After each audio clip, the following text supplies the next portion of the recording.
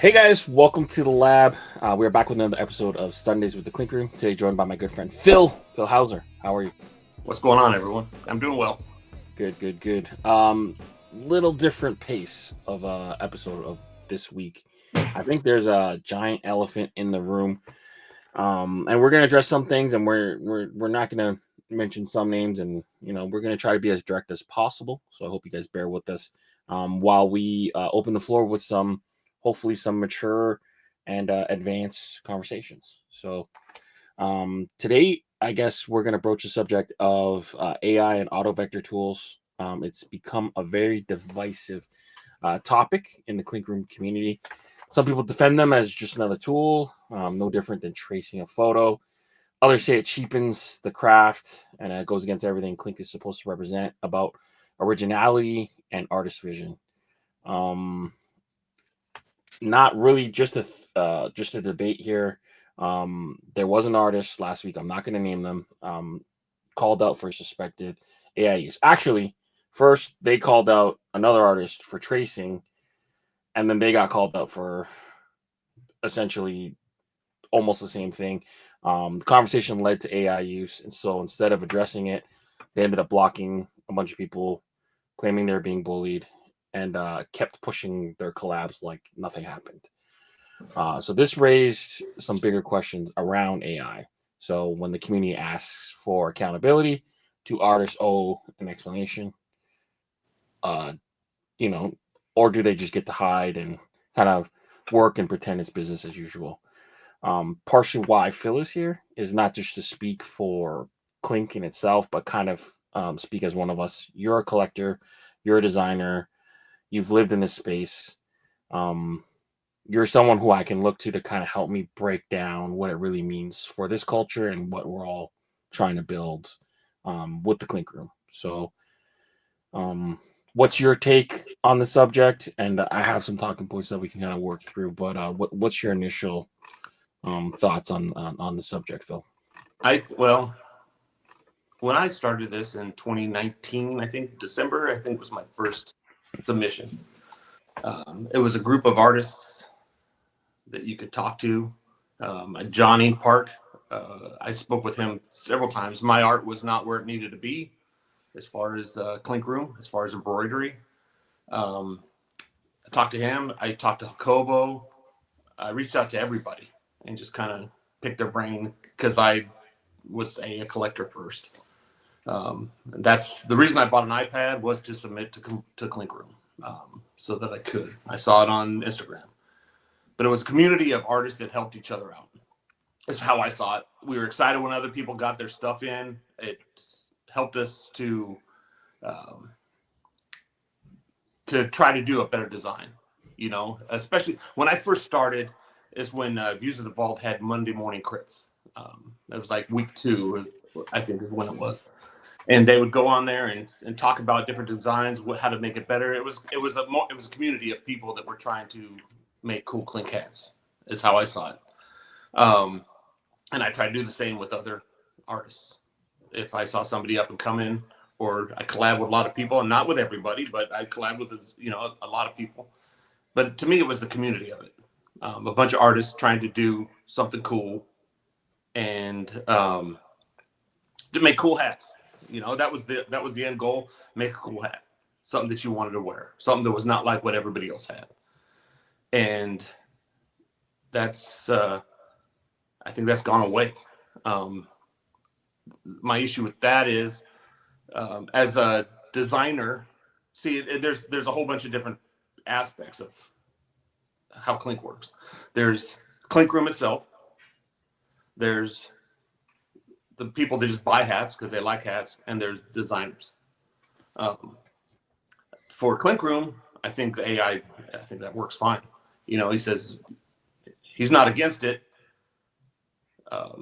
because, you know, he'll use it as a tool. But I've said it 100 times. I think that if you don't, you know, discourage it, you're encouraging it. It makes it easy. Oh, Casey says that's fine. I can do this, which is fine. I get, you know, that it's Clink Room. It's his company. He can do it. He can run it how he wants to, and it's a company. At the end of the day, it's his company. This is how he puts, you know, food on his table. This is how he keeps a roof over his head. So I get that. Whatever you need to do to make your company run. So cool. As just a consumer, someone who buys Clink hats, you just want a cool hat. You don't care. So you see, oh, that's a cool looking Reaper. I want it. Cool. I don't care how it came. It's a cool hat. I want it. And so and they actually on the Facebook DST, I got the I forget what that stands for, or BST, buy sell trade. Yep. Somebody asked that. It was probably about a month ago. Hey, do you care if it's AI? And a lot of people, they don't care, and I get that. If you're not an artist, you don't care. So they just want cool hats. So Casey just wants to keep his doors open. These other guys just want to buy hats, cool hats. But as the creator, this is the part that sucks, is you have artists that, you know, used to have a community. So that's the part I really enjoyed, was talking to different people. And I still do that today. Josh Malls and I will have a conversation. Me and Flanagan, me and Creature, you know, Seamus, even just collectors I'll talk to. That part was the cool part. Now you have people using prompts, writing them an image, saying, I want this. They just outline it. And it's a lot of times it's just clip art. You know, it doesn't create anything cool. You're not going to get a Catalina flying fish from it. It's just going to be done. You know, you're not going to get some of these iconic designs, because it just won't do that. It's just going to pump out just crap. Oh, you want a Reaper riding a bike? Cool. Here you go. Reaper riding a bike. You copy it. Now that's what you have. And everybody goes, oh my God, that's great. But it's a dead image as far as I'm concerned. Now, another issue with that is now this person is cranking out 10 of them a week, just cranking out idea after idea, where a lot of us artists, it's taken us hours. You know, we've gone through different drafts where we've changed it to try to make it so that it's more readable, you know, trying to make it fit on the hat. You're working with this idea. You're working on this canvas that's this front of a hat. You're trying to make everything look as good as you can, as readable as you can. You're doing everything. So you spend all this time, and not every design that you create is the winner. You know, you know, not everything's going to make it through crits. Not everything's going to go to the shop, but you're trying. You know, you're out there putting in the effort. And then you get to compete, or if you get the opportunity to compete, sometimes you don't even get that opportunity because there's, you know, I realize he upped the submissions to 20 a week, but there's still people I see sharing, you know, look at this, look at this, look at this. This is what I drew, and they don't go in. And then I see a hat of a designer that designed something, and it was called out in the community as being AI just because the fact that there was a hand and the bat was obviously behind the hand. And then the other hand had less fingers than the other hand, you know, than the hand that had the bat behind it. That gets fixed. And now that goes into the crits. And so it's discouraging to artists that are trying to create something. You know, Casey's an artist first. That's how he started. I think that he would see that AI is actually hurting other artists submitting. So as an artist, that you spend your time working on these designs, and now you get in line with people that are just phoning it in. And to me, and then your design doesn't make it because, you know, the popular thing is this Reaper on a bike, or, you know, as an example. So that gets voted in. It's got a skull. It looks cool to you know, it's popular to the mass appeal, I guess. I don't, you know, and that goes through. But something that took a little bit of thought, somebody put their heart and soul into it, it's just thrown in the trash. So it becomes a waste of time. So my problem with AI is, as artists, I don't want to compete with that. I don't want to, is it inevitable? Sure. But I don't want to fight it here. I don't want to waste all my time trying to come up with something cool that the people are going to like, because I don't know what the people are going to like. Casey doesn't know what the people are going to like. Trying to make something cool and then just have it shit on, Not even, some of them not even make it to crits. But here's somebody that just typed in a prompt on Chat GPT or wherever you get it from, wrote, hey, here's a gorilla, lifting weights. Boom. Clinkers love gorillas. Boom. And here it is. That, to me, that it kills what the soul of Clink Room. Right. Because there's no heart in these designs. There's no artist making them, because pretty soon, I haven't submitted in quite some time. I have one more design, and that's the one that you and I have done. Because to me, it's frustrating. What I loved, and I love Clink Room, what I loved feels like it's been diminished. Right. What do you say to the people who compare it to tracing a photo in the design process? Is AI just a new version of that, or is it fundamentally different to you? I don't know what you mean by tracing a photo. Like something that's not theirs?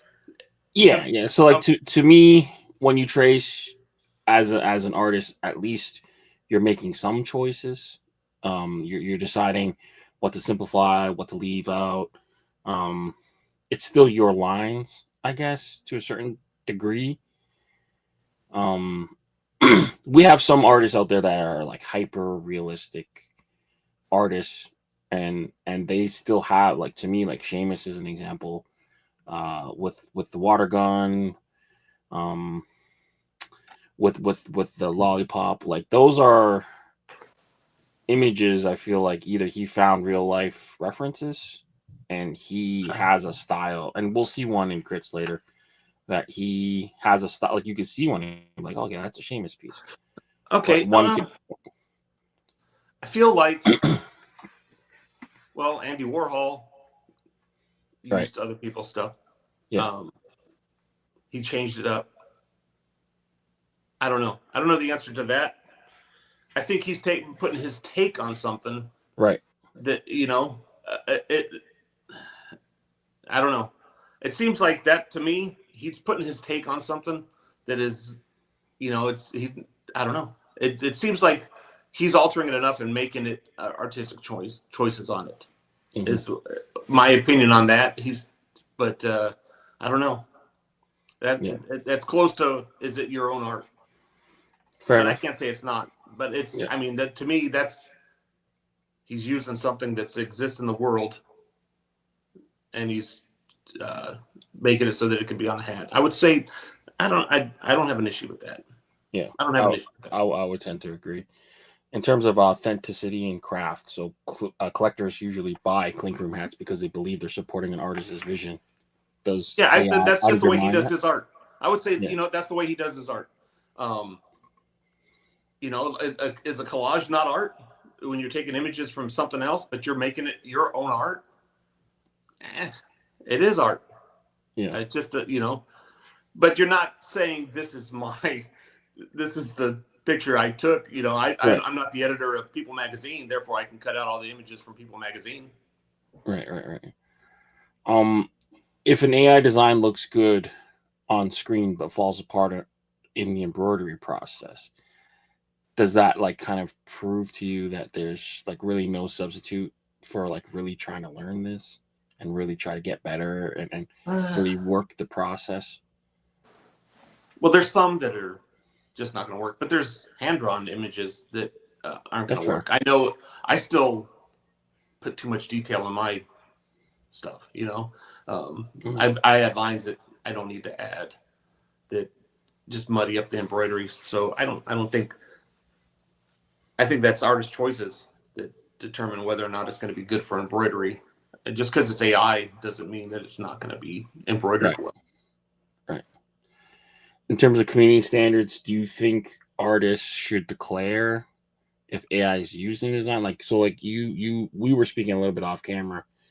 I mean, for the prompts and the challenges that we do, all that stuff. I mean, I don't think I'm, revealing any secrets. I declare it. It's, hey, this is Yeah. AI. Like, this is not me drawing this.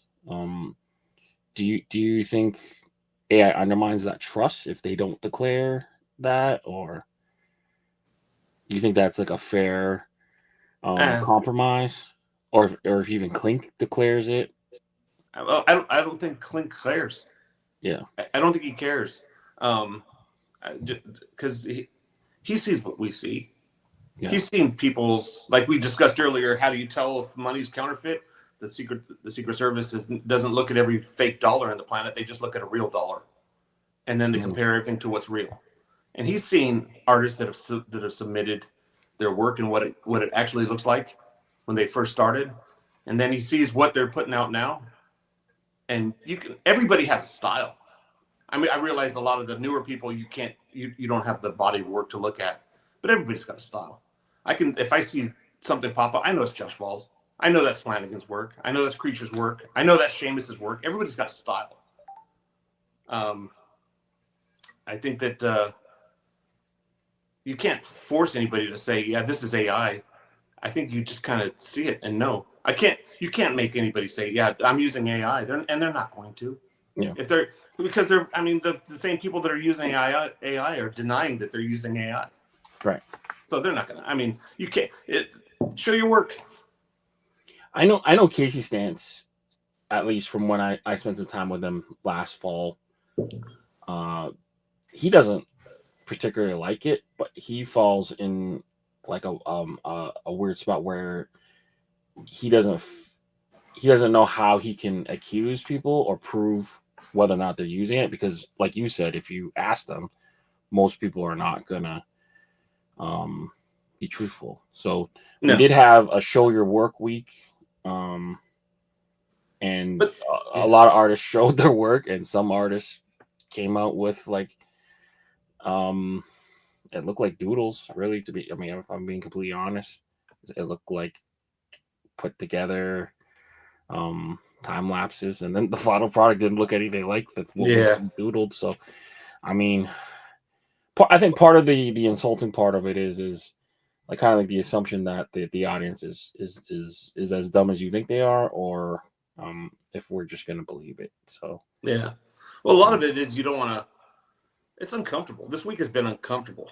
yeah, Um, you don't want to accuse anybody. I had a conversation with someone in private that was brought out into the public. But you don't want to accuse anybody. mm, Um, it's uncomfortable, but at the same time, it's like, but the line is so muddy. yeah, The line is so muddy. Um, we don't have. I posted on the Discord free Bosco Boss. You know, he was copying stuff, or at least getting ideas from clip art and stuff. clip art and stuff like that, and posting it. And he no longer submits. Um, Creaturezoid did uh, it's a shirt that's been done a million times. That a possum, and they took that down from the shop or wherever they stopped that. But then you take the stance on that, but yet you have the hang loose hat go through, which is in every gift shop in Hawaii. You have a Sasquatch that's got lines going through it, which has been in every gift shop in Oregon. You know, I don't understand. It's confusing. I don't understand what is acceptable and what's not acceptable as far as a design. Is it if enough people complain, we're going to just go through until people complain? It's, to me, it's a really hazy line, and people are taking advantage of the fact that it's just all the what Clink Room will accept. It's really hazy. The rules are, don't use AI as your final product, but you can use it to help in your design. It's what's the final product? The one that I just traced over. So here's my final. I just traced it. Now it's vectored. So it's really not my final product. Yeah, It's I think vague. part of the problem too is, like, by definition, if a human is using a computer to generate an image, there isn't enough human interaction there to actually make it copyrightable. So you're Yeah. actually selling something that you might not have full ownership of. I think Well, that is what really muddies the line. it's stealing. That computer didn't get that image by licensing that image. Right. That computer took that image by taking a hand that this artist drew and the nose that this artist drew and mashing it into into an image and sending it out there. It's stealing art from other artists is what's happening. And Right. now I don't know how you can click that button that says yes, you own the rights to this. This is your image. To me, it's not your image. Yeah. And that was one of Casey's biggest things against it, because he mentioned to me, is like, like the AI is what you said, is taking and sourcing, and a lot of it is trained on his work, his life's body of work, Yeah. So he's like, if anyone should be mad, it should be him. But yeah, it's a very, very complicated issue, and I know it's probably gonna ruffle a couple fellers if we're talking about it so openly, but I feel like every day we do this and we don't address the elephant in the room, I think it's a disservice to the artist. I think it's a disservice to the ethos, the general ethos, like the people who want something different and come to Clink because it's such a unique hat, and I hate to see it be watered down. Yeah, I love Clink Room. I love the Clink Room. Yeah. The opportunity that this has given to so many different people is incredible. Mm-hmm. I can't do a design that's not Clink Room related without somebody saying, put this on a hat, Right. Right. And a lot of my relationships that I have with people in the world, are from Clink Room, bouncing Right. ideas off each other.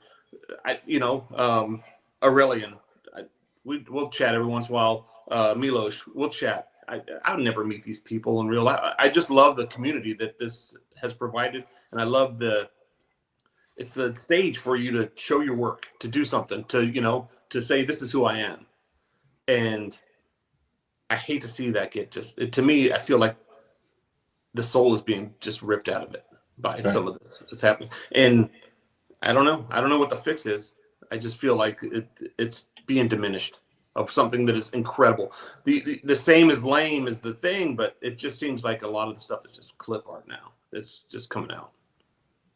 I think part of it too is the positives, if you can find positives of the AI, is like you're lowering the barrier of entry, you're allowing more people to take part in it. But I think part of the action and part of the beauty of it was, if you couldn't draw, you became a concept artist and you had to pitch these ideas to actual artists, and you worked together and cohesively to make something that maybe wouldn't have existed before.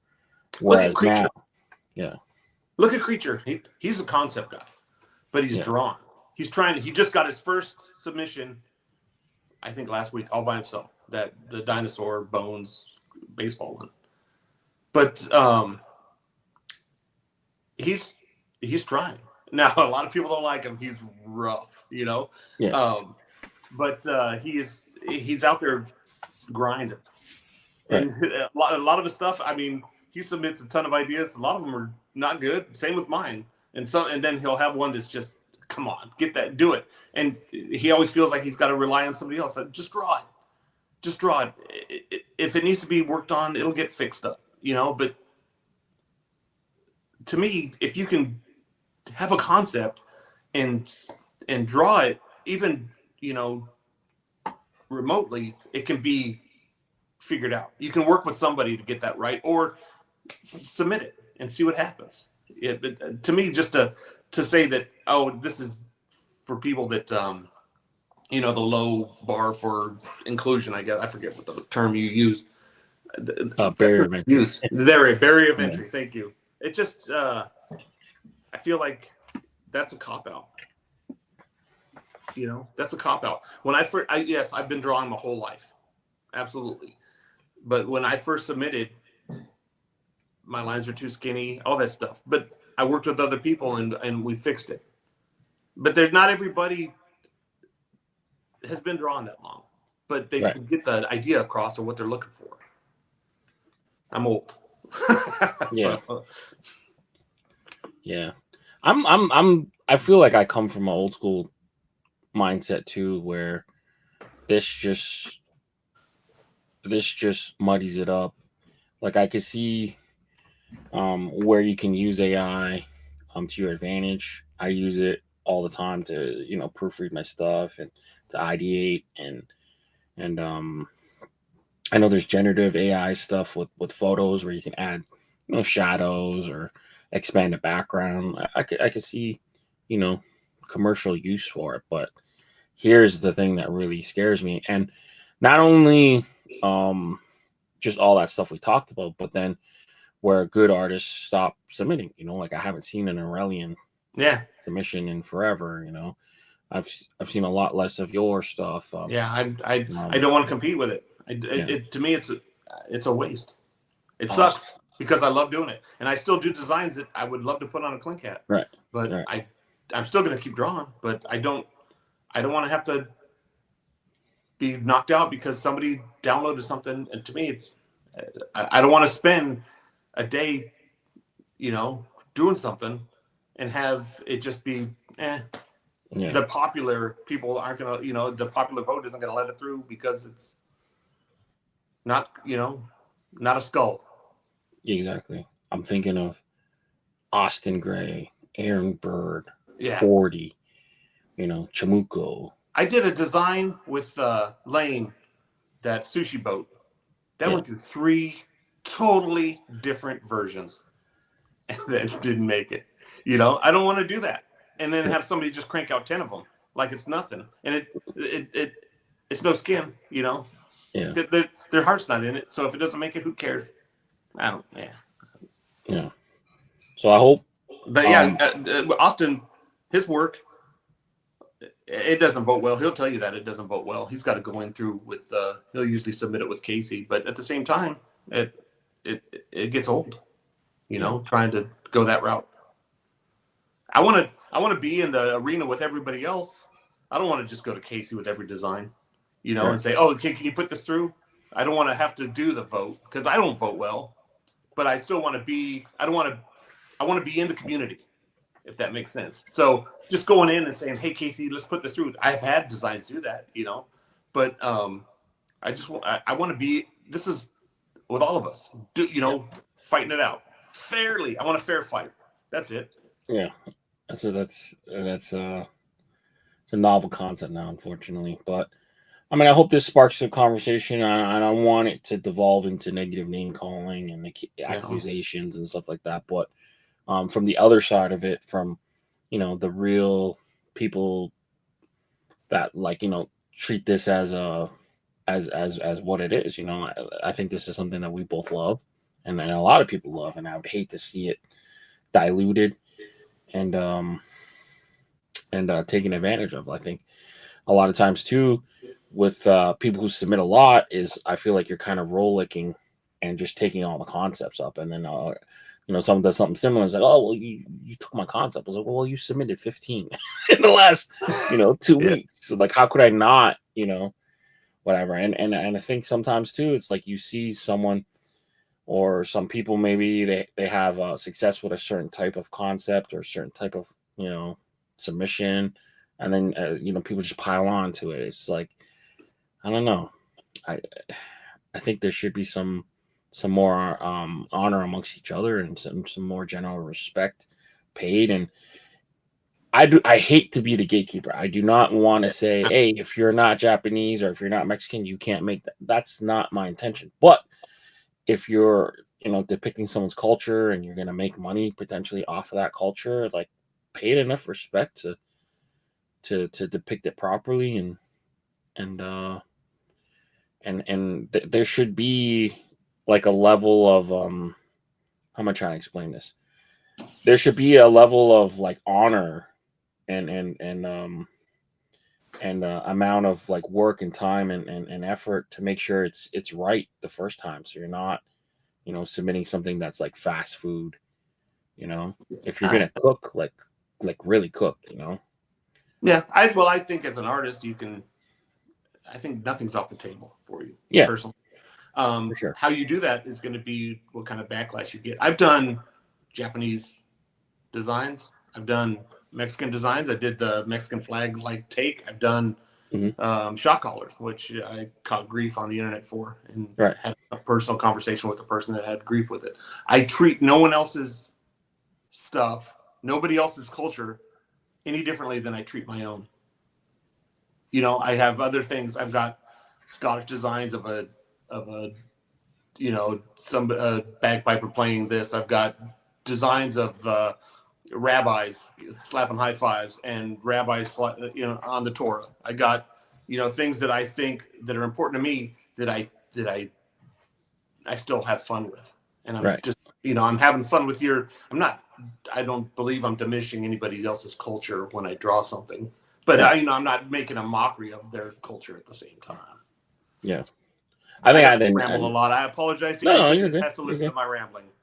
I think I had that initial thinking when you did the bok choy. I'm like, oh, that's not regular, you know, white bok choy that I'm used to. And you're like, oh, that's Shanghainese bok choy. I'm like, okay, cool. You know, so I think there is room to have conversations. I think you shouldn't be afraid to give your initial reaction, and then there's times where you're just wrong. You know, like, oh, okay, cool. I didn't know that. Or there's, you know, like if something, I could see something and add some context to it.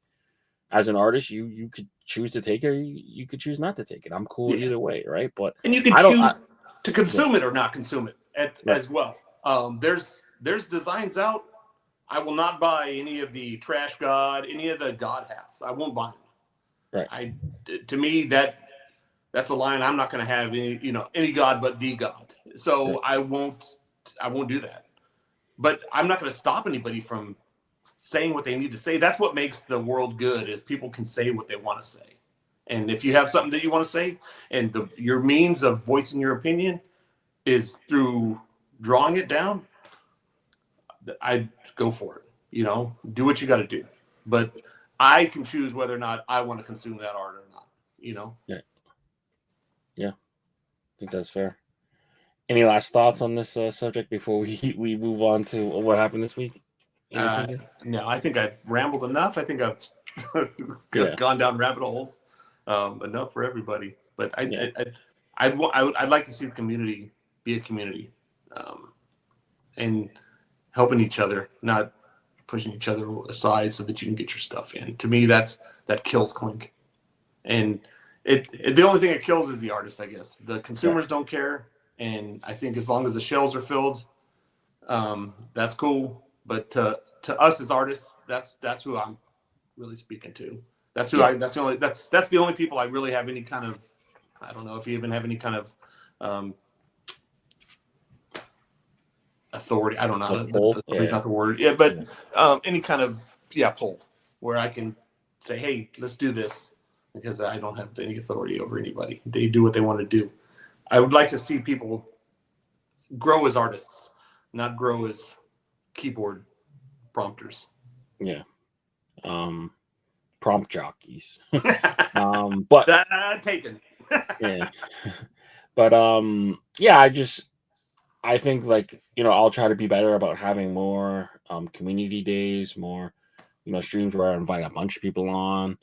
I think we need to kind of get back to that and just, you know, do better and work together, you know, solidify the bonds. You know, like there's a high honor, I think, like people who've made a Clink Room hat, like people who've done it. Like, it used to mean you get it in the mail. It is incredible. Yeah. You know, I have a box that I got on Amazon. That's it has a big glass cube on it. It's a frame that has that's where Ois is. You know, that's my first one. That's, to me, that's magical. Yeah, I have mine in there. Get your hat done. I have mine in the plastic container. Is kind of covered, but it's just a PVC square box, or cube. That's where it lies, man. To me, that's the greatest. You know, and I got Clinkies next to it. Yeah, exactly. It's so we'll see. And if you took offense to it, I'm sorry. Yeah. But you know, I think a lot of this stuff had to be said out loud, and this isn't a real conversation really particularly for a lot of the customers. But this show is built a lot on designers and clinkers kind of tuning in and figuring out any tips on how to get better. And then this is, our kind of convo for you guys. So, with that being said, let's kind of delve into what happened with the Clink Room this week. So, Deadstock week. Okay. So these will ship right away. You don't have to wait for the pre-order to end. There's 8 of them. So we had Laser Focus, Cirque de Flame, Spray Kong, and Reaper Kid. Any thoughts on these 4? My favorite one is the Spray Kong. Okay. I just think I like that kind of design. Mm-hmm. I would have to say Laser Focused would be my next. Those are my style. Those are, I would say, out of these 4, those would be my favorite. Yeah, I think I'm with you too. Laser Focused. That's one that I saw the mock-up of. I wasn't too sure, but when I saw the embroidery, how the crosshairs of the laser super raised and the character is kind of locked in, ready to swing. That one's so cool. I haven't seen it. It's cool. Yeah. Spray Kong. You got 2 real rad artists kind of teaming up, Rob Smith and Ink Park. I think both have a background in graffiti, so it was like cool to kind of see 2 giants team up for that one. Reaper Kid. I don't really understand where we're going with that. I would not be scared of a Reaper Kid. It's kind of sad too. Yeah, infant mortality kind of a thing. Yeah. And then Cirque de Flames. It's just a lot of detail packed into a small area. It gets a bit muddy. And then there's that one. Moving forward, we got Pointers, CBS, C Zombie, Represent, and Paper Cuts. What are your thoughts on these? I think that I like these all on this page. Yeah. My favorite one is Paper Cuts because I think it's clever. Yeah. And I was looking at the other day thinking, dang, I like that. I like Paper Cuts. To me, Paper Cuts is classic. So that's my favorite. I think Pointers is a great design. But I would say out of all my favorite, it'd have to be Paper Cuts on this one. It's clean. It's readable. You can see I'm leaning in. Yeah. But to me, it's the most readable design on there. Well, the gorilla, the Represent is clean and easy to read. But I would say Paper Cuts takes it for me out of these. Yeah, it's the same one for me. It's the only one I picked up in the 8-pack. I'm having some troubles with some customs. I think it got returned, so they have to send it back. But either way, just the way that they're able to capture the ridges in the paper, and then like the shadowed paper too still has the details, the little frilly parts of the ripped paper. I think it's just so good. That's one of the ones that looked kind of flat on a mock-up, but when you see it embroidered, it's just so sick. Yeah, that one's that's a good design. I don't think that design is getting enough credit for being how good it is. No, and Low Tide, you don't see them that often. I mean, it'd be cool to see them expand this series. Maybe do either other sword wielding people, maybe a knight, maybe a Viking. You could do potential weapons. Like a paper sword, a paper, airplane, whatever. Like just bring us the paper if this is what you got.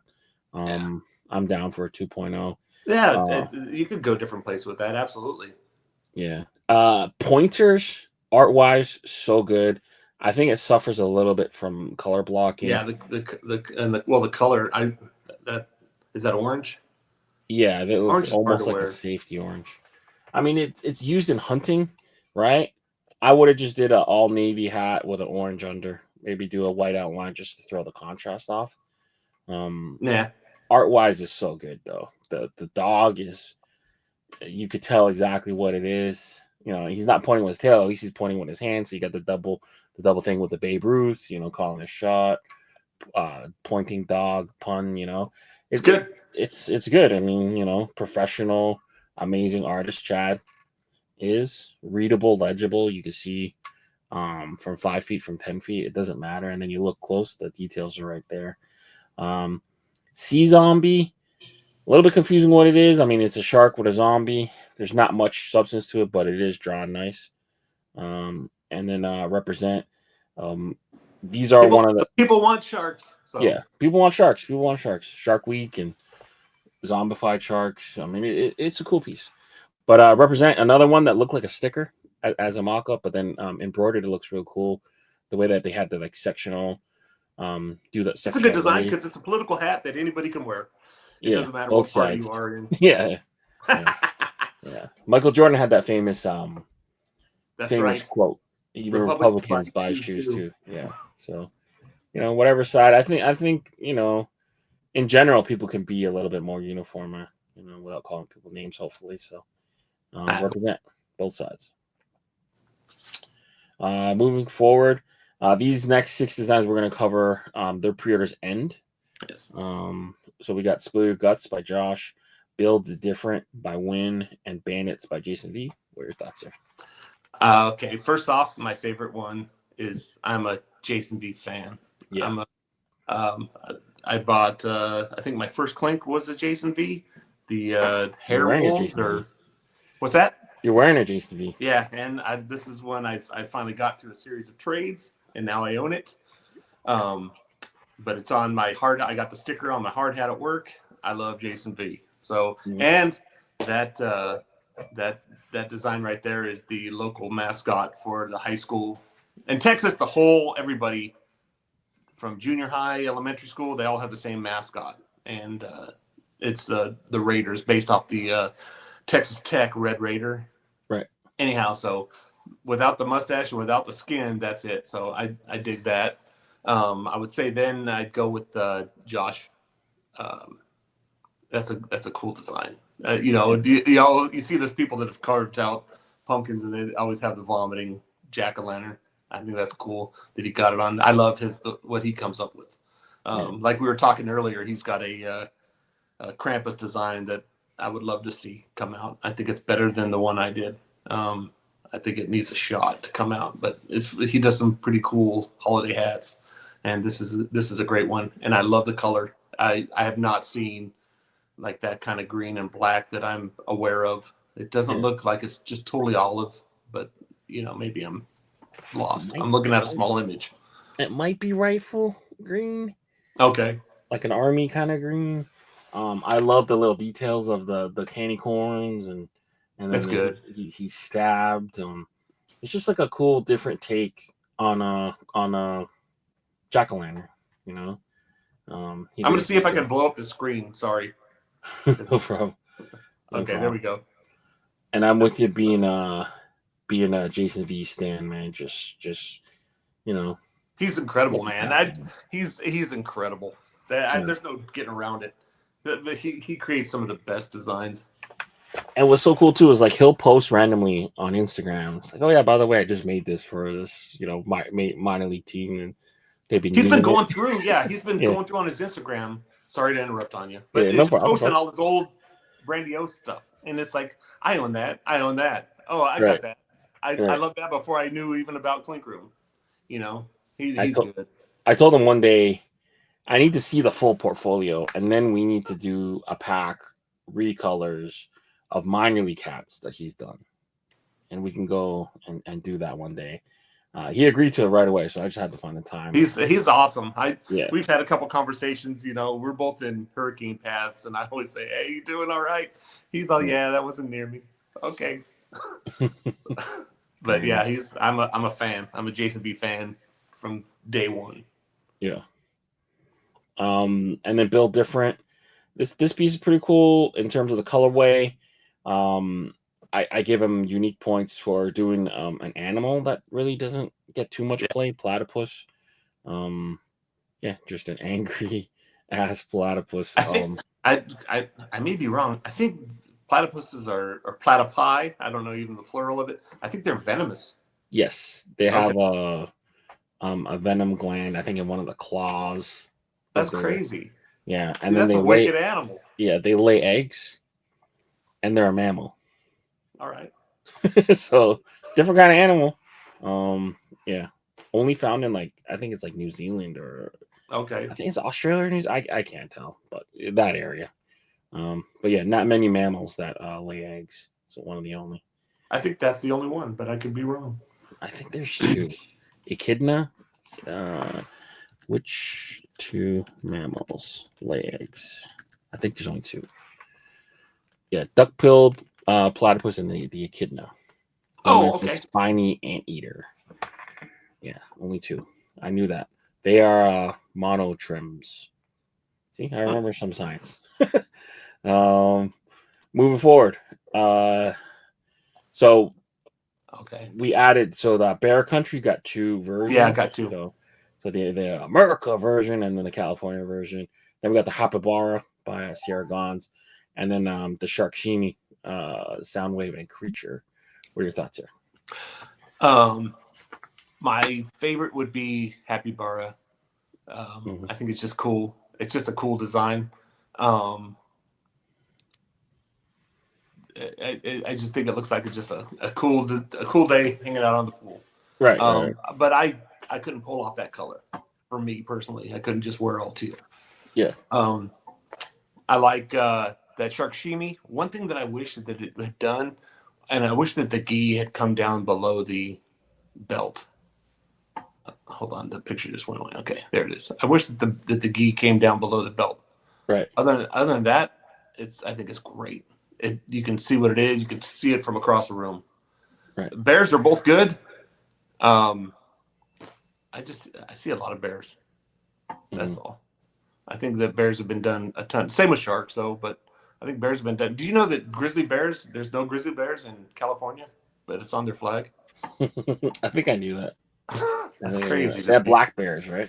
Yeah, black bears. Yeah, yeah. I guess they were talking about introducing grizzly bears. Oh my God! They said they could get I think 1,500 something. It could sustain it. They're going to try to reintroduce them. But as of right this moment, there are no grizzly bears in California, except for at the zoo. How much room is there? I mean, I guess California's a huge state. The Sierras are huge. All the national parks. Right. Yosemite, Sequoia, they're huge. Fair enough. I love Sharkshimi. I like that they stuck with it. The colorway is a little bit different than what they originally pitched, and I feel like they kind of made him a little bit more cartoony from their versions, but still a cool piece. I love the headband. Yes. I love the slice. I don't love the chopsticks, but I understand. Just to me, if I'm gonna nitpick it, the sushi chef's not gonna really use chopsticks. No, but we've got to suspend belief a little bit because it's a shark. I'm happy that that swoosh made it. Yeah. Because the whole aversion to blood in an image. So to me, that looks cool. Yeah. But I love that one though. It's so good, and it is to their awesome. Their perseverance, because I think they put through 2 or 3. It's funny too because I'll see it a little bit earlier, and then we'll talk about it days before. Then we'll watch it again on Sundays, and then by Monday, Tuesday, sometimes artists will come back and the second version's already out. So it's so fast, the art's always churning. You know what? I'm an idiot too. I just said I like that they left the blood in there at the aversion. It hasn't gone through yet. I had just realized that it hasn't gone actually to Clink Room or to New Era. I hope that it makes it through with the blood going on it. Yeah. Sorry. So I think the way it works. Now I don't want to peel back too much of the layers. I think they submit it right away, but then there's that month that it hits pre-order for. They have that time to work through the legal process usually. Okay. But sometimes by the time they go, so how New Era works is you put it through, they approve it, not approve it, and then when you order it again, I think someone looks at it again. So there's times where this is up for pre-order. It's already been sent to legal. Okay. So they might get a yes, no, whatever, Normally they'll get a yes, and then when they go in and order it, they'll order it in blocks of a month. So Okay. it might be a couple months have passed, and then they order it. That's why they give a 6-month buffer. New Era does not take 6 months to make a hat, because there's usually like the time it takes to run its course, and then they'll wait a little bit and order all at the same time. They're not ordering every week, right? I apologize. I was thinking that it was no. stock still. I'm out of it. Sorry. You're good. No, you're good. You're good. So from how I understand it, like it goes into approval right away because they start working on it.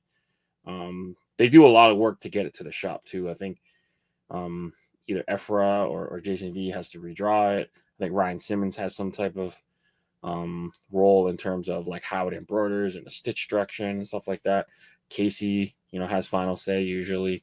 But yeah, so usually it's already in approval. Okay. Some of the more sensitive ones, I don't know why it takes longer. I mean, that we just saw the one happen with the matriarch and then the change and that's right. That stuff, I don't know. It changed. I forget which one it was. I had the Kraken one. I can't even remember the name of it, but it was a submarine, and I had to turn it into like a battleship. It was one that Creature and I worked on. Right. That's the worst. Yeah. I forget what it was called. Anyway, but yeah, I hate the changes, but it is what it is. Yeah. It's the game you got to play. Yeah, exactly. And at the end of the day, New Era, it's their product, and they have final say on what goes on their product. So, does it suck as a consumer? You order something, you expect something, and then it's not the same. But Clink's usually pretty good at making it right. Yeah, I like that they like that new one. They added the red hand. The matriarch. Something good said, "Hey, we're trying. At least, we're trying." Yeah, exactly. It's out of their hands, so they're trying to do it right. I appreciate that. Exactly. There was the other one with Ephra, and they put the wrong year, and then they're putting a pin on that. Try to make the best out of this, like of a really crappy situation, man. It's happened. I've submitted the wrong art before too, and you got back to have like, yo, this is version 2. I meant to send the final. Yes, crap. Yeah. All right, but moving forward, these next 20 designs will be up for Monday Morning Critz tomorrow. So if you see any of these designs and you want them to hit the pre-order shop, make sure you guys do vote early and often on Clink Room story tomorrow to help these make it through. So we got Harvest Horror, Gemini and Josh Wolves teaming up for this one. This one seems like almost like a follow-up to the Spill Your Guts one that just ended. So what are your thoughts here? I think it's awesome. I think it's well done. I think Josh does incredible work. He really does. The only thing I would change, if I had to change something, I don't know, I'd go a different color on the eyes. I think it's the only thing that kind of stands out to. I mean, the eyes glow. I don't know, maybe a yellow. I think the white is pretty stark. I realize it's that's all it's used for is the eyes that I can see. I would maybe go that way. The white would just, I think, pop off too much. I think it detracts a little bit, but it's, not that much that I wouldn't buy this hat. This is incredible.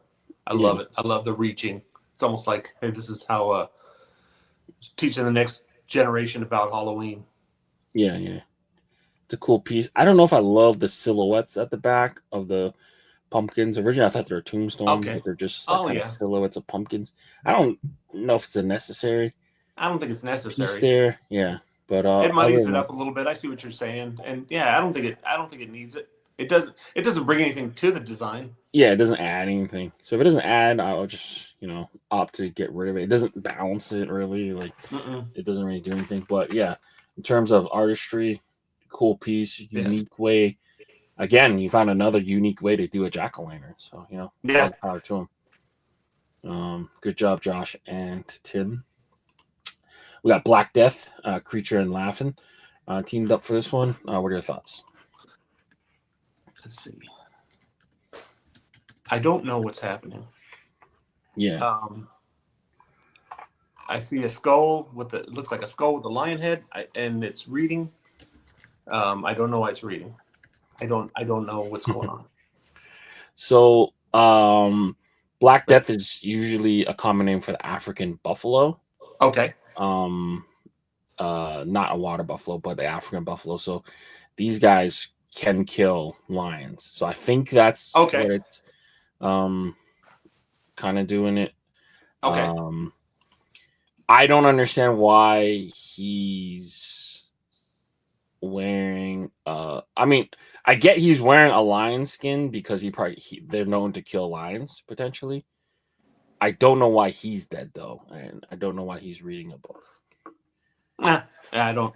I probably need to read a book, so it's probably telling you to read. But that's the only thing. I mean, it's cool imagery. I don't understand what's happening in it. Yeah, yeah. I do like the attempt to tell the story of the Black Death. Like it's kind Yes, of that's like a cool. reversal of the wolf in sheep's clothing. It's almost like the sheep wearing the wolf's clothing. So I do like that aspect of it, but I'm just a little bit confused. And there's something underneath it too because he's wearing the skull. Let me zoom in. Yeah, there's eyes looking back at you. Yeah. So I don't know whose skull he's wearing. Maybe is that a lion skull? So it's like a lion's. It's a lion's skin, but this is like the water bison's or the African buffalo's skull. Yeah, I mean it looks cool. It's drawn well. I don't understand what's happening with it. That's my only issue. But if you're into water buffalo or the Black Death, then it's for you. I don't understand that. That's my only critique. Is the story isn't clear. I'd like to see another version. Yeah. That says that because I mean that's a cool. The concept's cool. I just would wish that it was more readable. Yeah. And weirdly enough, I think the other Black Death, the plague, is back in California. So that's right. The new 2.0. The new 2.0 Black Plague. Do not drink the water in California, please. We have radioactive shrimp in Texas, so that's a cool thing. Yeah. Oh yeah. Yeah. The Walmart shrimp. Yeah. Don't buy it. Yeah. Yeah. All right. But moving forward, Bubblegum Kong Bueno teamed up with Sierra for this one. What are your thoughts? I love it. I like what I like about this the most, and I like when somebody has a problem and they figure it out. And to me, the how you can see through that bubble. Yeah, the translucency. And then and then it's like that the black outline because it's going through that bubble is now pink. To me, that is clever and well done, and that's what I love that about that, and that is that sells this design to me. Yeah, and then right amount of fingers. They got really cool textures on the bat. Yes, it's well done. It's a color I would probably not wear. Right. It's hard to pull off a hot pink and purple hat. I have I forget the name of the team. I'm sure Jason V did it. It's the jellyfish. Yeah, and the Medusas. Yes, there we go. The Medusas. That's hard to wear, because it's just bright, and that's what this reminds me of. But other than that, I think that it's incredible. But it fits the hat. The colors fit the hat perfectly. It just would be hard to wear for me. But I like this one. I like this design. Yeah. Nothing's more baseball than blowing big bubbles. Big League Chew. Yeah. All right, moving forward. We got Snackosaurus, Sawed Off Samurai teamed up with Seamus. What are your thoughts here? It's cool. It's I like the shadow coming off of it. I like how you can tell that there's a definite light source. The way that the shadow elongates longer off the back foot, I think is very well done. This is classic Seamus work to me. It looks good. That looks translucent. I realize there's nothing that you could see behind that gummy dinosaur, but to me it looks like it's floating off the front of the hat. I think it's very well done. To me, he does such a great job at taking like everyday inanimate objects and putting them on a hat. It's almost as if he blew up a piece of a gummy bear and stuck it on a hat. The color theory, the textures, the shape, how it feels real on a hat. I just think he's kind of you know, done a great job. Yeah, And absolutely. No, it's fantastic. There's nothing I can say about it. yeah. I like No the color. notes. Yeah, no notes. But like now, you almost have to do the rest of them now. Give me pterodactyl, That's it. Yeah, all the rest of the purple. I think the purple one is like the raptor or the T-Rex. that's All of the them. Bernie. Give me all of them. Yeah, good job, guys. Yeah, Early good. favorite for me. Yeah. Number 5, Proven in Battle. Buenos Biscuits. Lion and Elephant Week. I don't know if he meant to do that, but I'm gonna include it. So Lion Week, Buenos Biscuits. What are your thoughts? Is this to me? This looks like a Raphael. Yeah, it does. That's what I see when I see it. Is it awesome? Yes, it looks cool. I've like I said earlier about the Josh Reed, the eyes really stick out. The eyes stick out on this one, but it's really, I mean, it draws you in. I think it's well done. I like the color palette that he used. It's a lion. Is it got a scar on it? Yeah, yeah. I Scar don't on know the if eye. It looks Disney like. will have an issue with that, but I think it looks good. It's clean. I mean, it's a lion. At the end of the day, it's a lion on a hat staring at you, but it's well done. Man, I wonder if this is mislabeled because I don't see it on Buenos Biscuits page. It doesn't look like anything Buenos Biscuits has ever done. Yeah, it is a Raphael. Okay. Okay. See, and you see how you can see somebody's hat. Yeah, inspired by the most work. badass line, the Scarface. Yeah. Have you heard about this? The story of Scarface, the real one? Mm-mm. Apparently, he's killed 400 hyena, fended off, I think 100 males, lost an eye in battle early on. I think he ruled with his brothers, but he had like one of the longest tenures. I think Really? he lived to like 18 or something, which is like Oh. astronomically old in lion years. But yeah, they call him Scarface. So not the same Scar in Lion King, but Scarface, the lion. Yeah. This is badass. So I think it's badass. It absolutely, for it's a hat with a lion on it that is incredibly well done. Absolutely. Yeah. His jungle cats, he does a ton of them, and every one of them is, I mean, they're great. They look good. Right. That's why he keeps cranking them out, because they do exactly what they're supposed to do. Yeah. And he gave us like a unique colorway too. I don't think. The colorway on this is awesome. It's, you see most of them are really bright with, jungle leaves and stuff in the background. None of that's there. Nothing's wasted here. It's clean. It looks good. Yeah, exactly. All right, perfect. Number 6, Arabian Unicorn. Seamus is back. Doing the kind of silhouette, landscapey, animal in an animal type thing. What are your thoughts here? It's done well. I like the shadow you can see in there. The animals, I don't know what kind of animal that is inside, but apparently it's called the Arabian Unicorn.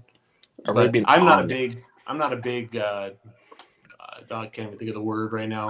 Scenery guy, but yeah, it's done well. I like this one.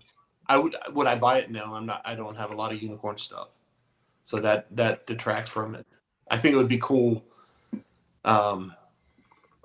just to see the animal out there with the shadowing and the sunset. Somehow figure that out without the unicorn silhouette.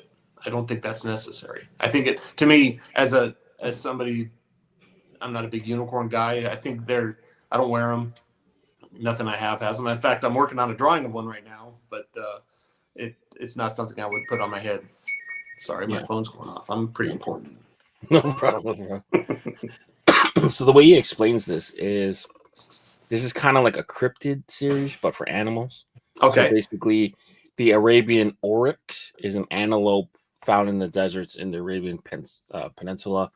They have a white coat, and basically, if you view them from the side, it can appear as if it has one horn. So it might have been see that by itself. Yeah. That bigger. That I think making the biggest part that the unicorn is that hurts it to me, because that's enormous. I would rather see the animal in the background. Right. You see, to me, that's that's where the magic is. Look at all the way the shadow is done and all that. That's where Seamus shines. I'd like to see that. Mm-hmm. Yeah. You can call it the Arabian unicorn. I don't need to see the unicorn. I would wear if it did not have that unicorn on there. I would wear it. I would like to see that bigger and like done the way he does it. I think one cool way you can kind of do this is have this on like a tan color hat or maybe Vegas gold or some kind of sand color. Okay. Have that oryx there, but then the shadow is where you put the unicorn. That would be cool. Yes. Yeah. That would be cool. Because that way you could see the animal and then you could see how people can think it's a unicorn. Yes. By portraying that in the shadow. Because even his shadow has 2 horns. I would put it at 1 horn to make it look like a unicorn. Yeah. That would be awesome. I think you should redo it that way. If he takes this criticism or not. But I think that would be way better.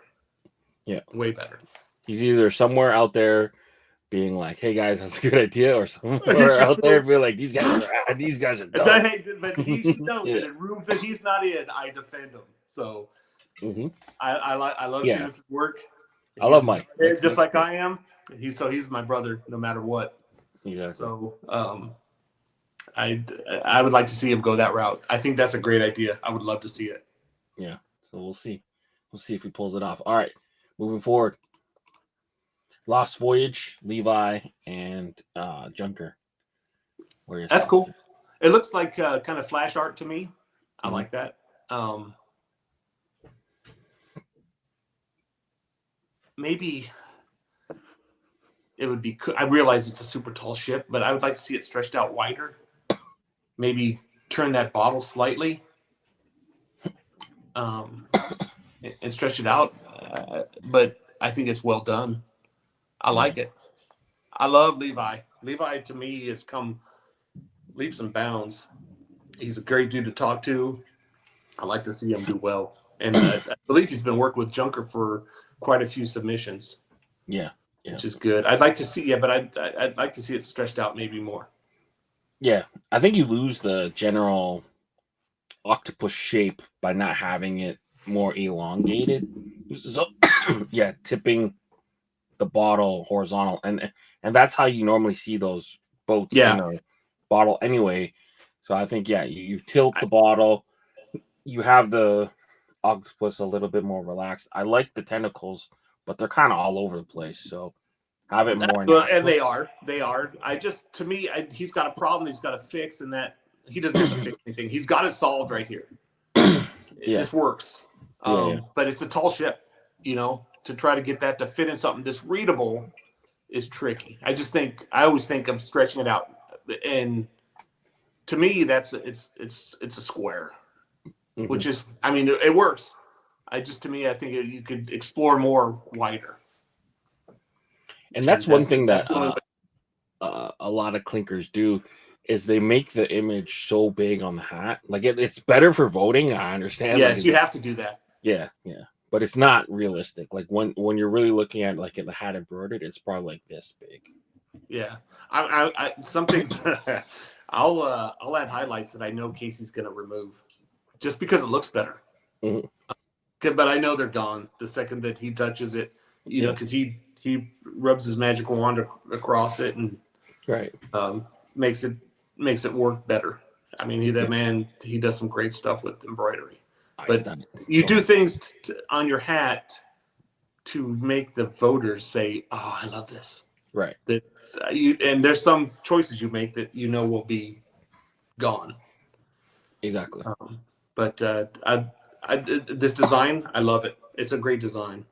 One thing that he could do also is, have that cork coming off and have, have you seen these octopuses solve problems all the time? Oh yeah.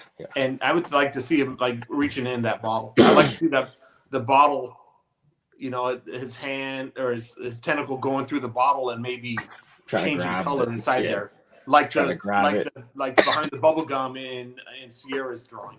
That would be incredible. If it doesn't go through, maybe try it that way. Yeah, that'd be cool. I think it would be cool. Like it's coming for you. This Kraken is getting that shit.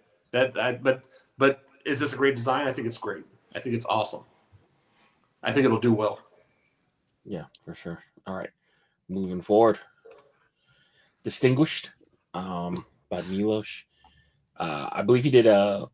I want to say like a cocker spaniel or a beagle type thing. Before he had it very square, and he ended up rounding it.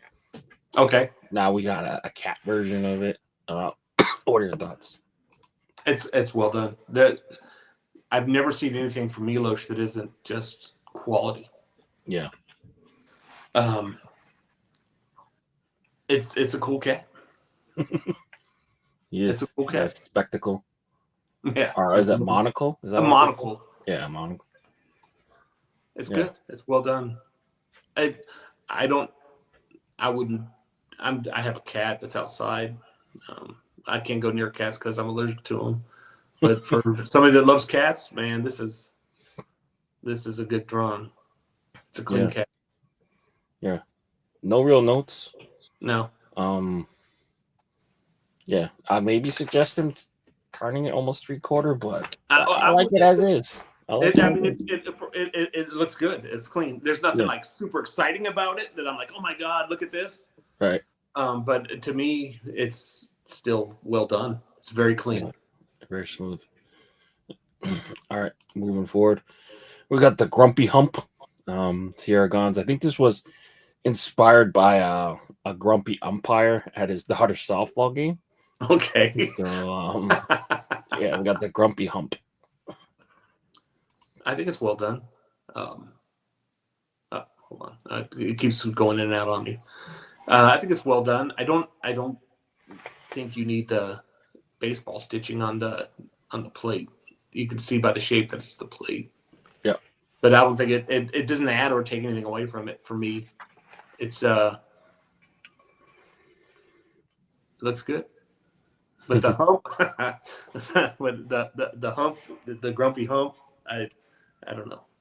The name seems like it something just seems a little off. Yeah. Yeah. Looks a little unhinged. Yeah. As art goes, it's a cool piece. Yes. I worry that it's a little bit too personal. And it yes. doesn't really connect with Not enough. Resonate with the people. Yeah, but it is a cool piece. Umps are easy to hate, you know. Yes. Usually, if you know their name, it's not a good thing. But yeah, I'd like to see it doing something like calling a strike or doing something like that. It's an ump and not a catcher. Yeah, yeah, like punching someone out or something. Yeah. But yeah, cool piece. Yes. Never thought we'd see a camel as an umpire, but you know, here we are. Here we are. Moving forward, we got Dawn. This is your rooster challenge, dude. Yeah. The rooster challenge. He's here. Yeah. What are your thoughts? It's a rooster with all the colors. It's very colorful. Almost gets muddy with the background to me. I don't think the background and the circle are necessary if you're going to do a rooster just crowing. I think it would pop more without those things. Yeah. It gets really muddy. It's standing back here. I got to lean in to see it, but it's to me that gets really just a lot of things going on that don't need to be there.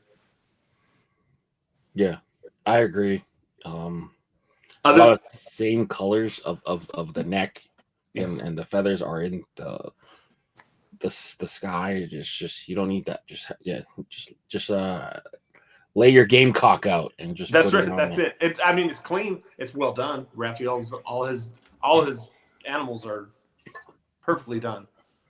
It just there's a lot of stuff going on in the background that just kills it to me. The rooster doesn't shine. Yeah, let it be the star of the show. Yeah. But good work nonetheless. All right. Camouflage by the green one. I can't look up what she said about it, but what are your initial thoughts here? I think that if it's going to be camouflaged, it should be greens that match the hat color. Mm-hmm. The problem with this print is you'll never know what you get. Yes, you never know. That's true. but this is red, whereas everything else is back there is at least a rifle green or an olive drab. Yeah. I think chameleons look different than that. I don't know if anything else. I don't know what kind of lizard that's supposed to be, but I'm not sure. It almost looks like it's supposed to be like a gecko. okay. But can geckos change color? I believe they do. I don't know. Yeah. It would help if we could see an explanation, but we can't, unfortunately. But yeah. I don't know. I don't Red know. It shoe. looks like a basilisk to me, but I don't know my lizards well enough. Yeah. I just think that if you're going to do it, do the colors that are going to match the hat. That if camouflage is the name of it, and it's supposed to be camouflaged, then do it in the colors of the background. Yeah. So it's not going to pop, but it's going to be there, and you'll see it if you get close to it. Exactly. Or even like match the color of the trees to the trees. Like that's an easy 1, 2. Yeah, you never know what you're going to get as far as that print, but you're going to be close in whatever you do to some part of it. Yeah, for sure. All right, moving forward. Oops. Modern Medusa. IMAP Adrian. What are your thoughts here? It's well done. I don't know what the M and what makes it modern, but it's Medusa with a hat. I'm not a big fan of hats on hats. Unless it's a different hat than the hat that you're wearing, if that makes sense. I'm not a big ball cap on hats kind of guy, but right. I don't think Medusa needs a hat. If it's just Medusa, then make it Medusa. I think it kind of gets lost in the back, and I think that the lines in it are very thin, and you won't be able to read it. Yeah. I don't love the M on the hat. I'm with you. I don't even know if I love the hat in general because like her head flows to that size, but if you have thick ass snakes, like it would totally warp the shape of the hat, if that makes any sense. Mm-hmm. And then some of these snakes, I do like the randomness of like how they're coming in and coming out and stuff like that, but the purple on black makes it almost so muddy. There's not enough contrast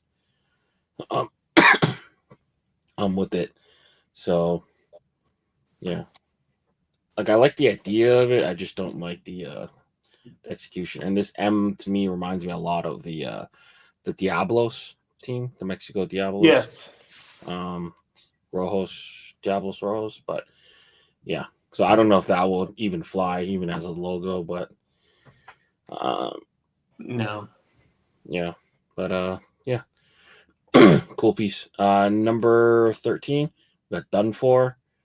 Matt Bells and Whistles. Kind of extending his fantasy series and getting us ready for House of Dragons season 3. There you go. Season 3 or season 4, either way. I think it's a cool dragon. Yeah. I like the colorway. I hope that the knight that's in its claw is readable when it's said and done. That would be incredible. Yeah. I like the deep blacks he's got in there and shadows and stuff. I think it's well done. I think Matt does great work. Absolutely great work. Yeah. The fire looks good. I think the whole thing is pretty cool. Yeah. I think his second wing is here, but I feel like he's missing a little bit of just silhouette, or that's nitpicking a little bit. But yeah, I think that you lose it behind in his body. Yeah, it happens a lot when you're trying to draw something out.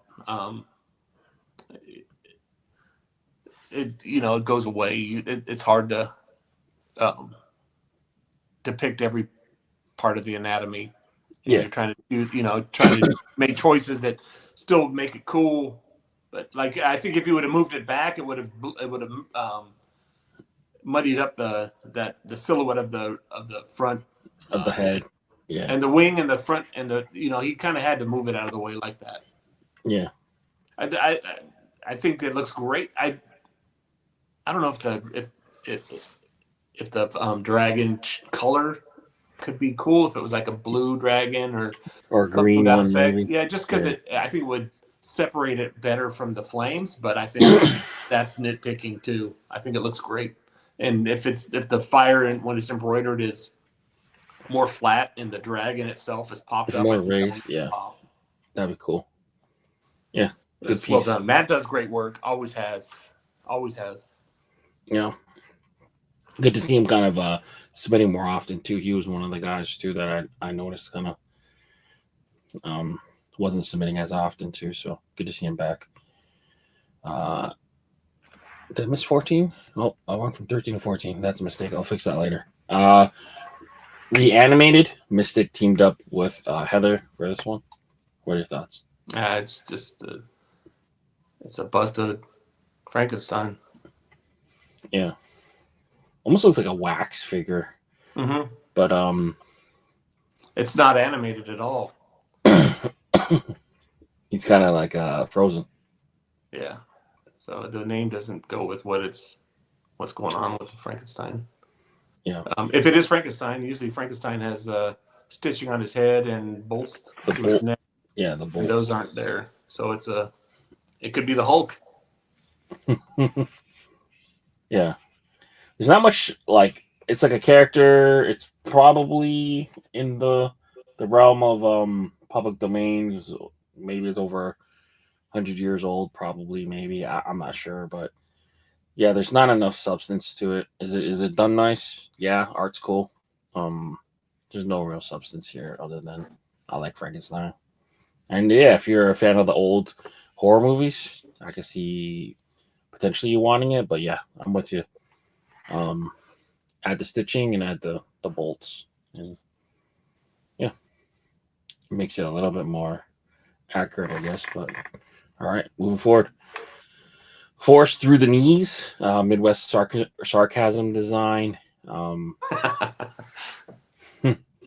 got a different version of the Yeti. It's clever. It's funny. Do not move. I think it's great. Yeah, but do not move the it would do a binoculars. hat.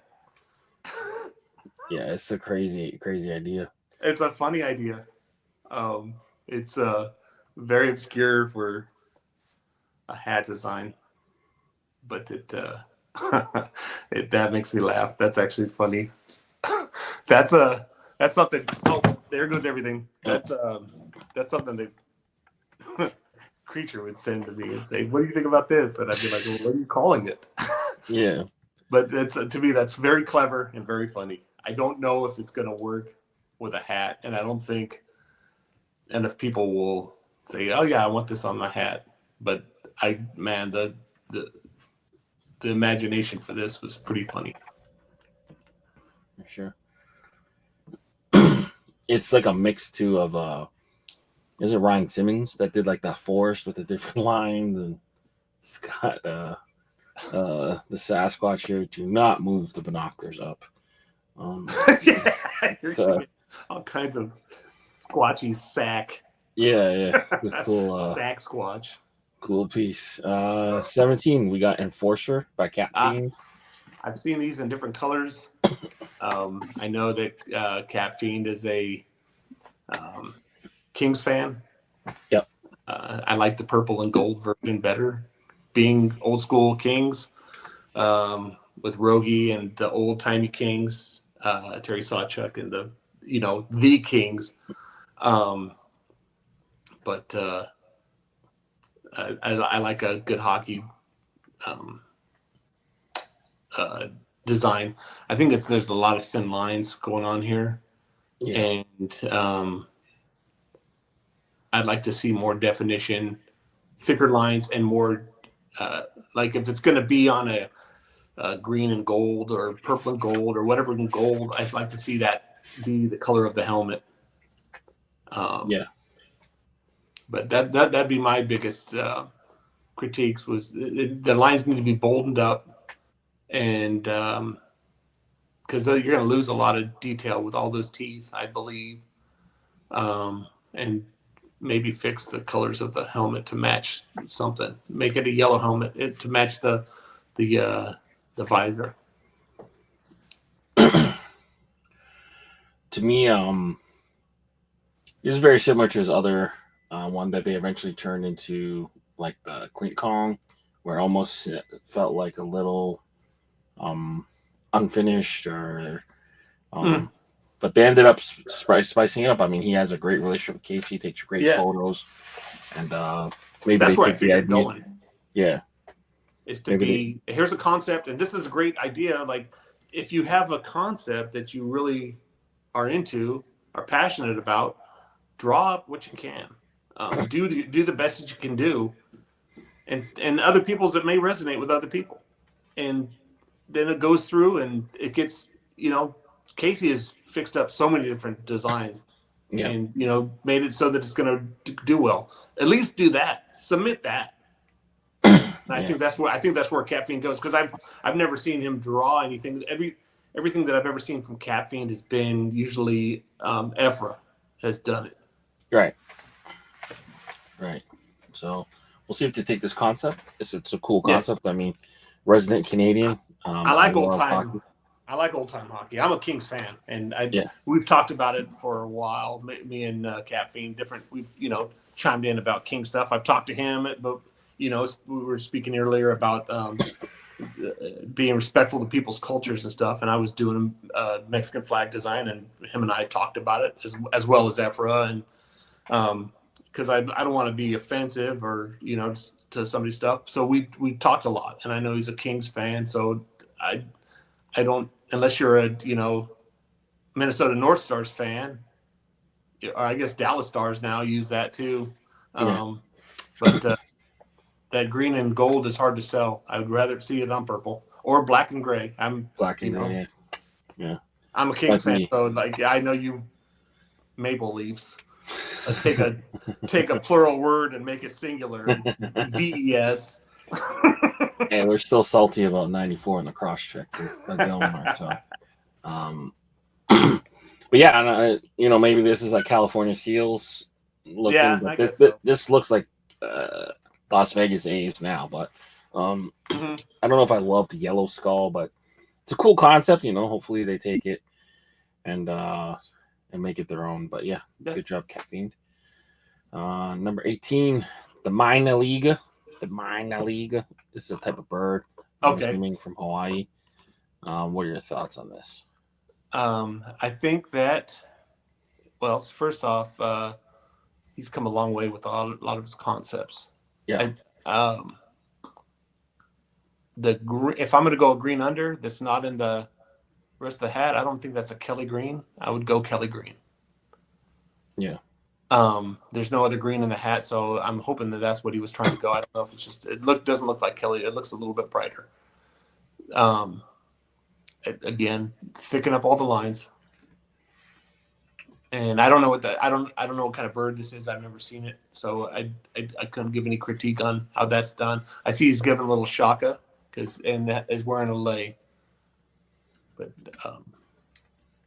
so that's kind of cool. So if you're from Hawaii, I think maybe you would know what this is. I'm not familiar with the bird, but I don't have any issues other than maybe thicken up some lines. Yeah. All right. So it looks like the Mina, the bird habitat, ranges over much of Asia, Japan, Hong Kong, Indonesia, Thailand, and the Middle East. Okay. These birds have also found their way to the Hawaiian Islands for the last 150 years. The island's version of the classic holiday song, "The 12 Days of Christmas." There's a line of the pear trees provides to one Mina bird in one papaya tree. Popular as pets, and even some wild Mina populations are in South Florida now. That's cool. Oh, wow. Okay. Yeah, so that's cool. Paying homage to the Hawaiian baseball team too, the Hawaiian Islanders. Yeah, his are all Hawaii. Yeah. Sorry to step on you. His are all Hawaii based, which I appreciate that. He's drawing what he loves, where he's from.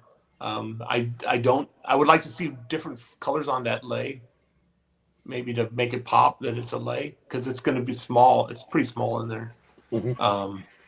I like to see that have maybe, things like that say, hey, look at, I'm a lay. Maybe be a little bit looser to come off of his body, and not so it doesn't Right. look like, because I'm not familiar with the bird. Maybe something that says, hey, this is an accessory. Yeah. There's room for it in there. There's a big negative space you could do that with. And that's, I really don't, other than that, I don't have anything else to critique. I love the fact that he keeps just plugging away and Right. trying to do different concepts. Absolutely. Yeah. A lot of it looks hand drawn too. Absolutely. I'm cool with that. Yeah. Draw it. Yeah. It can all be fixed. It can be like his outline on there, the stroke on the back on the outline. That's a click of a button. Once Yeah. the line works vectorized, it's a click of a button. So anything that's loose and like that, you can see it around the feet. Yeah. The feet's thicker, but then here's thinner. So yeah. that's So just I mean a tool thing. that's nothing. That's minor. That's a minor. That's just a minor adjustment. To me, that's just keeps it so it pops off the hat. Because with a dark brown hat like that, it would just be, you would lose a lot of it with the brown body and the gray in the body. But that's an easy fix. I think thickening up the lines, maybe extending out his lay, would be cool. And then I think it's looks good then. Yeah. Yeah. Almost looks like a retro minor league logo. Absolutely. Cool. It's a cool design. Yeah. I haven't seen that before. I'm gonna For go sure. look it up here as soon as we're done. Yeah, I'm not familiar with the bird either, but with the Hawaiian stuff, it's obvious that it's got some tie there with some Scott doing the art. So yeah, good job. Yeah. All right, moving forward, we got Familiar Shift, Seamus and Rusty. Not sure what's familiar about it, but here we are. Does that wizard thing turn into the raven or whatever bird that is? I'm gonna find out. Because that's what it looks like. It looks like it's turning into it, which is cool.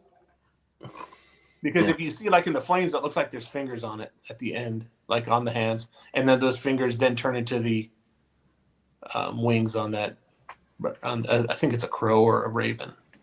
Yeah. Okay, so this is actually a 2.0. So the witch is back. The comeback turned out so amazing that you had to know that we brought her back. So this is the third version, I guess. Okay. Or no, maybe the second version. She survived the fire, and now she's pissed. She walked right into the village square, lifted her arms, and shape-shifted into a giant raven. Cool. There's no escaping her now. That's readable. That's what I saw when I looked at it. Yeah. To me, he did a good job of conveying something changing, that's not an easy task. No. I think it's well done. Absolutely well done. It makes me almost want just this raven just to have it be huge on the hat. Yeah, but it's well done. I mean, I'm going to zoom again. Sorry. Yeah. Yeah, I think I think that's good. Yeah. Yeah, it's drawn nice. It's asymmetrical too. I like it. All right. Yeah. Moving forward. Is it well a little bit in the hair under the cloak, but I think everything else is symmetrical, isn't it? I feel like the cloak is different enough in spots, I guess. Okay, yeah. It's not straight up. Yeah. Okay. Yeah, it's straight. It's not straight up mirrored, at least. Like the hair. Yeah, the hair is a little different. The cloak breaks in different. Essentially, it is pretty damn close, but like it's different enough. Okay. No, I think that's a hard task. You're trying to get something moving and changing in a drawing that doesn't move or change. Right. That's to me, he nailed that. Well done. Yeah. Well done. That's a hard concept to do. Yeah. Good job, guys. All right. We got Snagged It by Mr. Carmen. What are your thoughts here? That's cool. I remember using those when I was a kid. Yeah.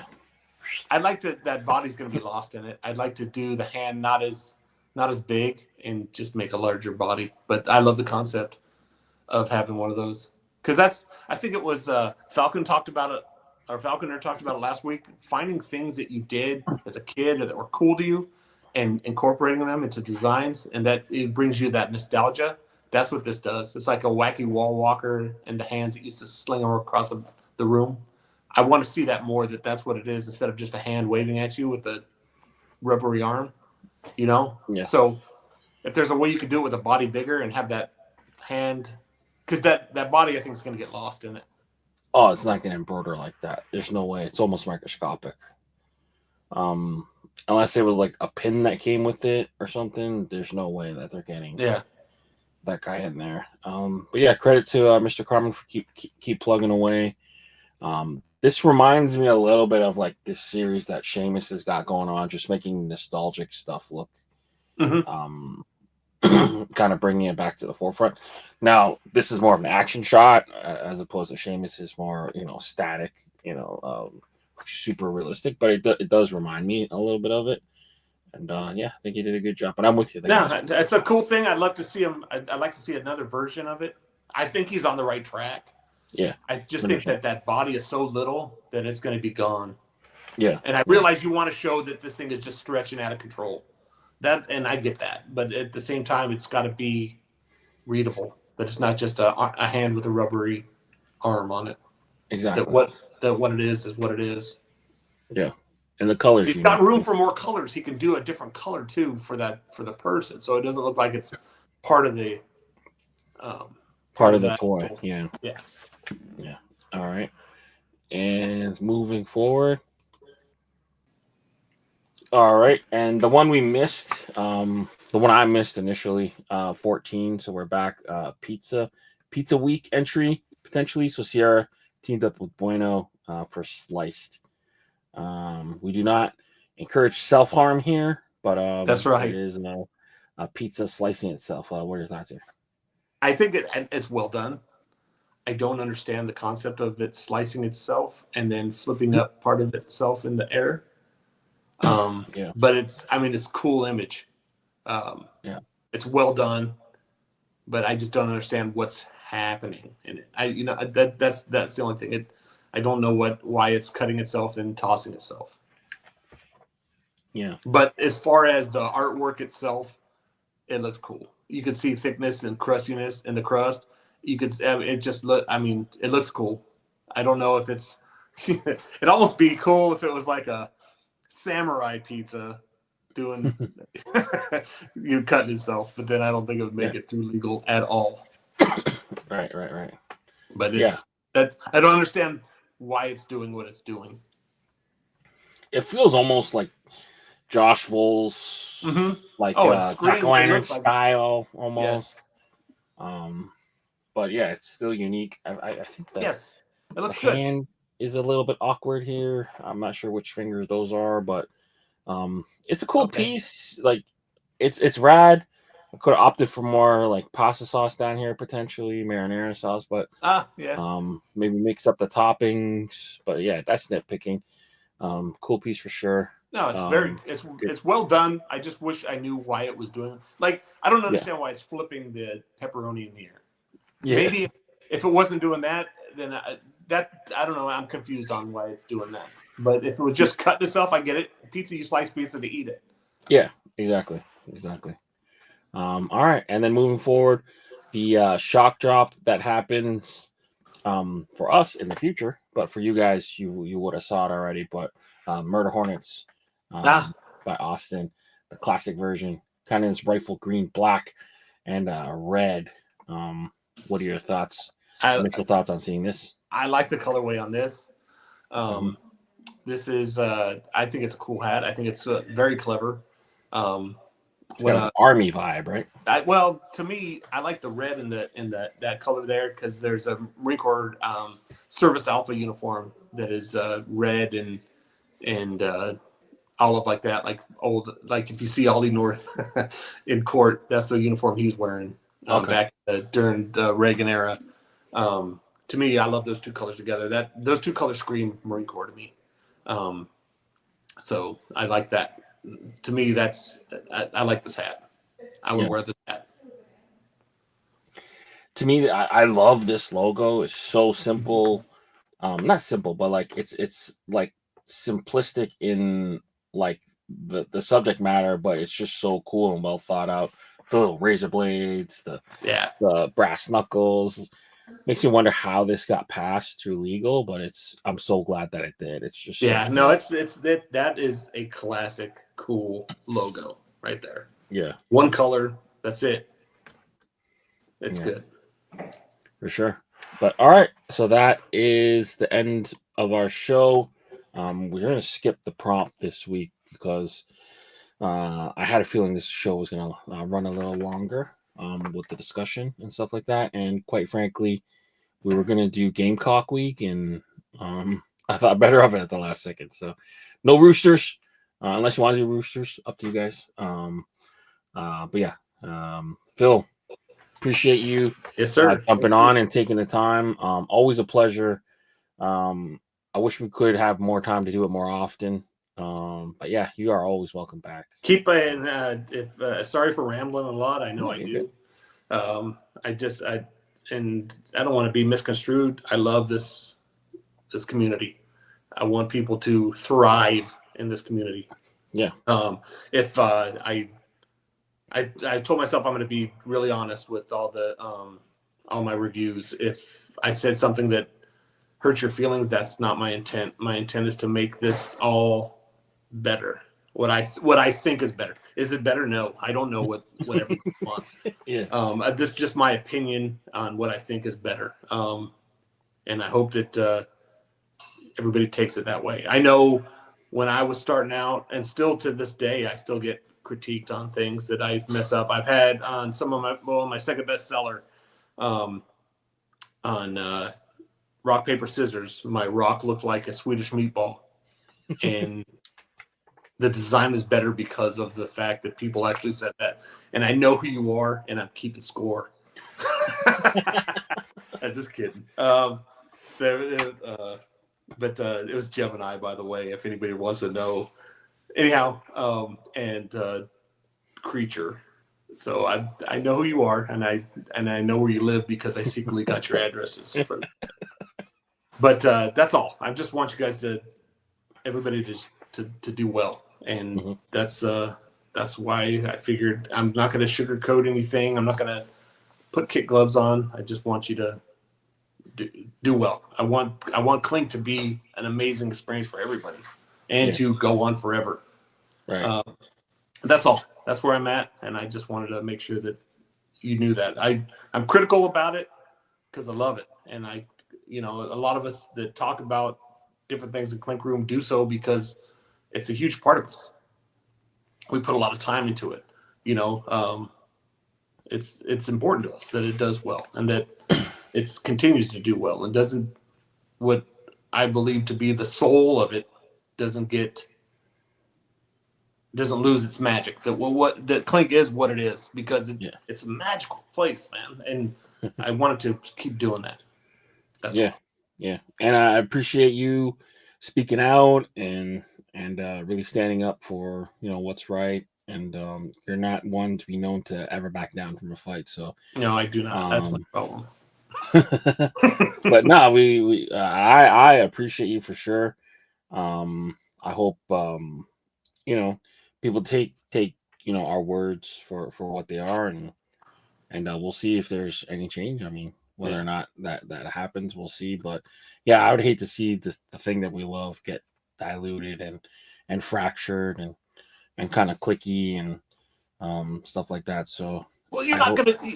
There's you have all these people that some of them have beef with this person or beef with that person, and that's going to happen. We all have different personalities, but at the end of the day, you may have beef with somebody, but I think a lot of the beef is stemmed from people wanting better or getting their feelings hurt because of something that someone said. And I think a lot of it is, it's hard to take criticism. It's hard to hear something that is negative on something that you put out. It sucks, but I think a lot of it makes us better in the long run. And if we could just get our egos out of the way, me included, it makes it, you can still have beef with other people, but still want them to succeed, to still do well. That was another ramble. No, you're good. You're good. I think all that cliche stuff, iron sharpens iron, and everyone just was it the rising tide floats all boats, That's all it. that good stuff, you know. But yeah, just healthy competition and collaboration, healthy collaboration, and working together, and really striving to be the best. I think that's what it should all be about. Yeah, you know, the collaborating. I don't collaborate with other artists. Yeah. I haven't. Well, I Creaturezoid is becoming an artist. Okay. He was originally like an idea guy. I love the way his mind thinks. We think very similar. But normally I would collaborate with collectors that had ideas, you know, the people that couldn't do it. I didn't really collaborate with other artists because I thought you can do it. You can do this. Do your version of it. Yeah. I don't know what I bring to the table with Right. you and I working together. I don't get anything from that. You know what I'm saying? I have ideas. I have gobs that I can do. I do it because I want people to have that something that's theirs in their hand. You know, if you got an idea to draw something of somebody that just has, oh, I want to see this. You know, what about this idea? Me and Samurai, or you know, Sawed Off Samurai. We came up with an idea. We worked on it together. What came out was not what was originally. You know, that often happens, but to me, that's how I love the community so much. I'll give up half of what I make from it and a hat just because I want this community to grow. You know, it's not, to me, it's not about the money's cool, but I have a job. I love the community. I want people to thrive in it. And, you know, I'll do whatever people need. I can't work with everybody, granted. And I like, original concepts, because the first thing I'm going to do when you come up with a concept is Google it and see how many more times it's been done. I don't want to do it if it's been done a bunch of times. Have some of my concepts been done a couple times? Yeah. There's nothing new under the sun. But that, I mean, I love this. And I mainly what I'm saying is I want more artists to reach out to these collectors on the BST page and stuff and do their stuff. Work with them. To me, it does nothing but benefit all of us as a community. Right. For sure. It gets, I think, to me, it gets the person that's just buying the hats, the consumer, to appreciate what goes into actually getting it to you. Yeah. And I think that you hopefully won't be so nonchalant about AI being made. You'll see that there's a process that goes into this. There's some work that goes into this.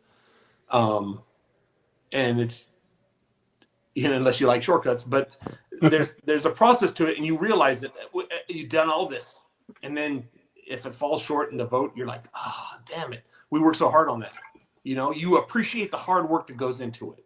That's what I like about that too. So it's twofold. You get a cool hat if it works out. You see how it works, but somebody else other than the people that are getting their designs not going through. Now it's somebody else gets to write on this and say, you know, that sucks.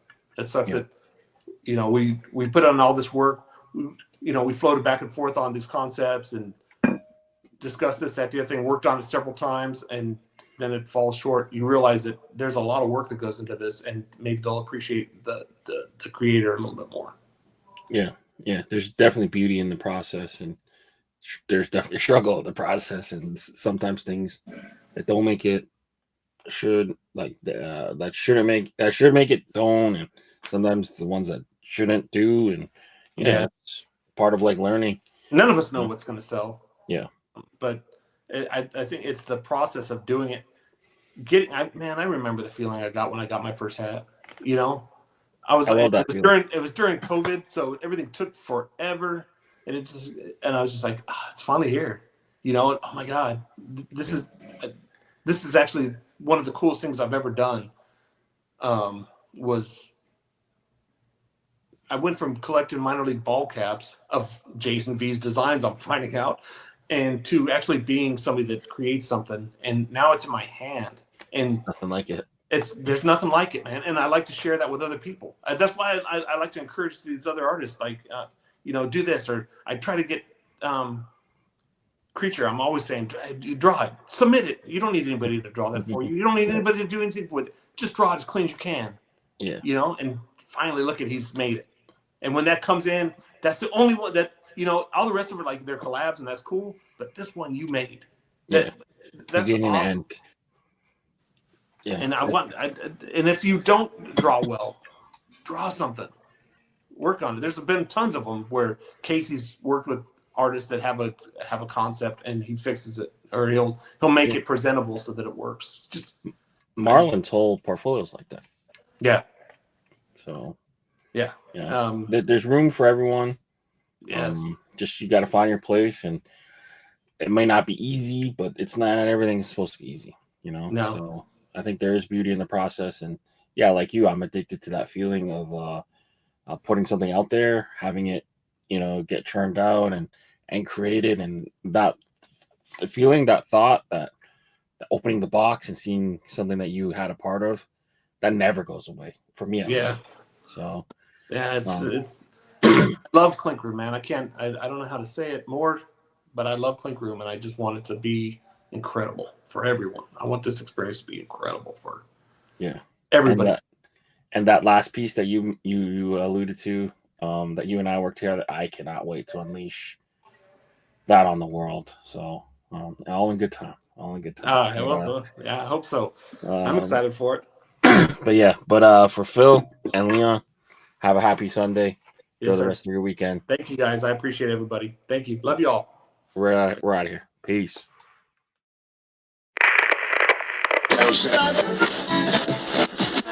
Eternal damnation. You're at the end of the world as you know it, my dude. Time is up and you out of mood, so what will you do? It's the BP mercenaries not here to... Brought to you by VFTV.